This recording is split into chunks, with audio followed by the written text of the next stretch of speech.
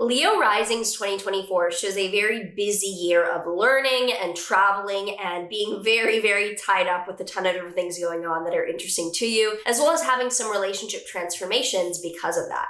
If you're excited to find out what's coming up for you and your rising sign this 2024, which is like crazy to say, I remember doing 2019 yearly forecasts, like what the fuck. Anyway, like, subscribe, and hit the notification bell so you continue to be up to date next year with what the stars have in store for you. Hi, if you're new here, I am Maren. I make videos on astrology. I also put out music, so do stream my songs below. And if you want to enroll in any of my astrology courses or get a private astrology reading from me, all that info is down below as well. I take readings ongoing, and you can find all the info there.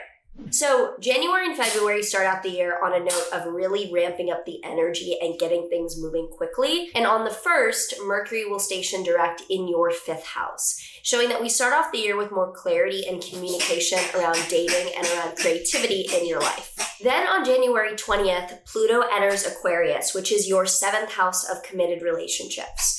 Pluto will spend about 20 years in Aquarius, and it briefly entered earlier last year, so you might have gotten a taste of what the background transformation is going to be around relationships in your life, but regardless, it really does start the year on a tone of realizing that in the background of your life, you're going to be adjusting relationships pretty heavily. Also in January on the 27th, Uranus is stationing direct in your 10th house of career, showing that you're ready to really shake things up and disrupt career in your life with a direction that is new and really just like surprising everyone. Then on Halloween on February 14th, Venus and Mars will be conjunct Pluto in your 7th house. So there's a ton of activity about a relationship around Valentine's Day. Shows that if you're not already in a relationship, I think you're going to be really, really busy with someone starting around Valentine's Day. From March until May, it's a really serious energy of wake-up calls, but also some nice rewards along the way as well. So from March 3rd to 9th, Venus and Mars are going to square Uranus in your 7th and 10th houses, showing that things around your relationship are at odds with what's happening in your career.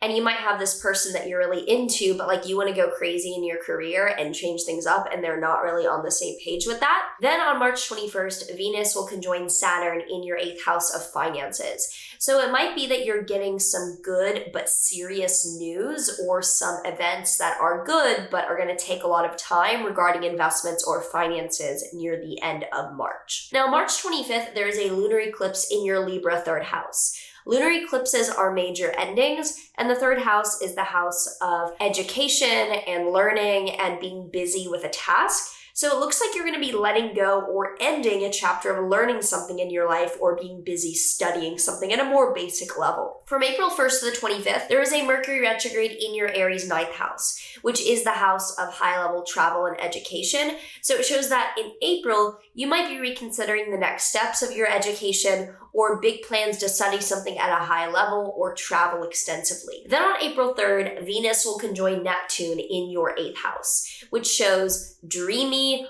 otherworldly, extremely fortunate events around finances and long-term investments in your life. Then on April 8th, there is a total solar eclipse in your Aries 9th house.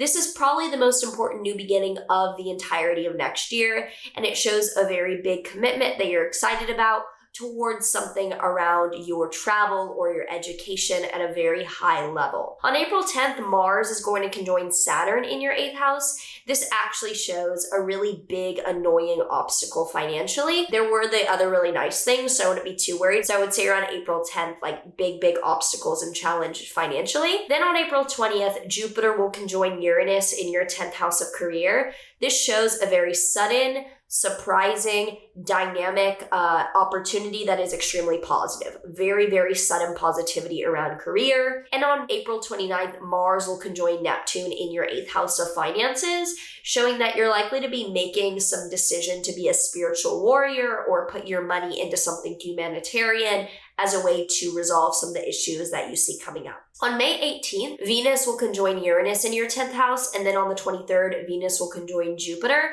showing that May 18th to 23rd has incredibly positive career-related events for you. You're breaking free, you're trying something new, and you're gaining a lot of attention for it. Then on May 25th, Jupiter enters Gemini, where it will be for the next year. So Jupiter in your Gemini 11th house shows that what's expanding for the next year, June to June, will be networking, community, and your social life. Now, as we get into the summer, June until August, it's a pretty dramatic summer, but not one that's too serious. So on June 8th, Venus will square Saturn between your 11th and 8th houses, showing that you might feel as if things are going really well with meeting people and making new friends, but something financially is holding you back from doing things with them or agreeing with them on some things. Then on June 29th until November 14th, Saturn will be retrograde in your Pisces 8th house. So you will likely be reconsidering saving, investing, or making financial decisions over the summer and kind of going back on things that you may have really thought were your initiative. Then on July 12th, Venus will oppose Pluto between your 1st and 7th houses.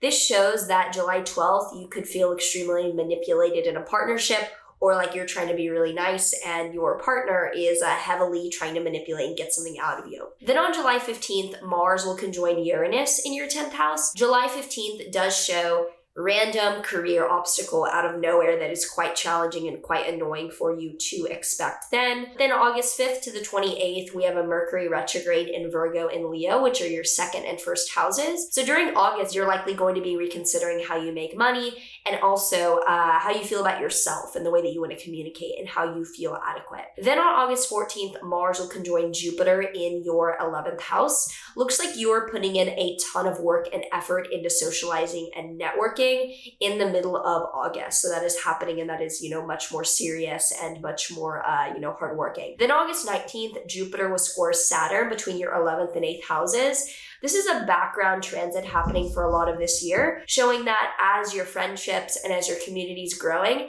there's this voice in your head about being conservative and really mature on the way that you're spending money. Now, September until December shows an energy of going inward to focus and becoming much more private. On September 1st, Pluto retrograde will re-enter Capricorn, which is your 6th house of physical health or coworkers, showing that for just about September into October, you are tying up loose ends of a 20-year transformation of health and coworkers in your life. So if you find that you are making final decisions that tie up that chapter of your life, they are likely to be the final decisions this September, October. Then on September 17th, there is a lunar eclipse in your Pisces 8th house of finance and investing. This shows a letting go or an ending of a chapter around finances that you're finally ready to let go of. And on October 2nd, there is a solar eclipse in your Libra 3rd house, showing a huge new beginning and initiative towards something that you're very excitedly working on with education or content or writing. On November 3rd, Venus will oppose Jupiter between your 5th and 11th houses. So the beginning of November shows a huge amount of inspiration coming your way creatively due to the people that you're friends with, or romantically due to the people that you're friends with. And on November 19th, Pluto finally re-enters your Aquarius 7th house,